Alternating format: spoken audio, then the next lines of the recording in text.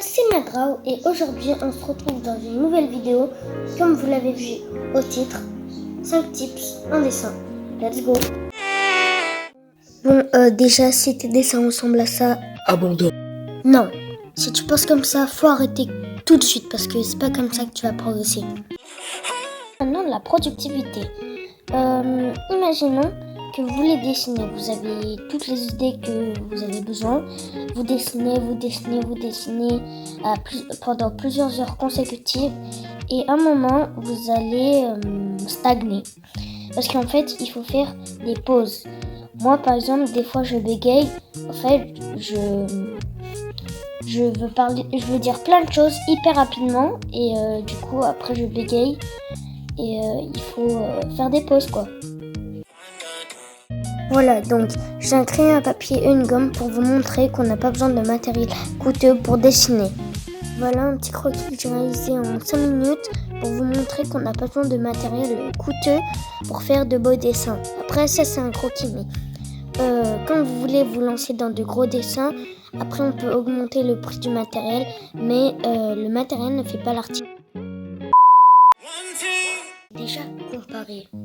Parce que je pense qu'on est bien d'accord pour dire qu'on trouvera toujours quelqu'un de plus fort que nous dans un domaine quelconque. Et donc dans le dessin, il y a plein d'artistes hyper forts, mais il ne faut pas se comparer négativement. Je m'explique. Tu peux te comparer pour améliorer tes dessins, t'inspirer du dessin que ton artiste a fait, corriger tes erreurs, quoi, ce genre de truc. T'apprendre un truc, mais par exemple, quand tu te balades chez toi ou dehors, ton cerveau va toujours analyser ton environnement. Par exemple, quand tu vas te balader, il va travailler, il va se dire ah là il y a une chaise, enfin voilà quoi. Et quand tu vas dessiner, tu vas être inspiré par ça. On va pas se mentir, le monde il est vraiment vaste. En fait, vous voyez quand vous bagarrez avec vos copains, mais t'as copié mon dessin. Bah, en vrai, pas forcément, parce qu'il y aura sûrement quelqu'un qui a déjà fait ça dans le monde, quoi. Donc, surtout, n'hésitez pas à vous inspirer des dessins de vos artistes préférés. Désolé les gars, j'ai fait une erreur de montage, mais c'est pour revenir sur la productivité. Maintenant, des vidéos YouTube. En fait, quand vous regardez des vidéos du style comme celle que je suis en train de faire, en fait, il faut tester ce que vous avez vu ou entendu pour être productif.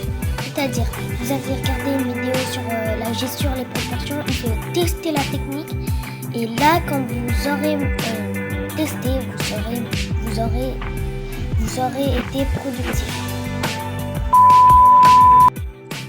Bon bah voilà, je vous propose un petit bonus sur le matériel. Choisir son matériel. En fait, c'est tout bête. Il faut tester. Par exemple, moi je me plais au feutre à alcool. J'ai testé, j'ai bien aimé, mais il y a des gens qui vont préférer l'aquarelle. Si tu veux devenir mangaka, teste les plumes ou les liners, les trames, ce genre de truc. Donc le choix du matériel, ça dépend que de vous. Donc je vous reparle des feutres à alcool. Si vous voulez vous lancer dans les feutres à alcool, allez à Action, achetez des twin marqueurs, testez. Si ça vous plaît, vous pouvez, et que vous maîtrisez la technique, vous pouvez augmenter les prix pour avoir des meilleurs rendus. Mais après, il faut bien maîtriser quoi. Et voilà quoi.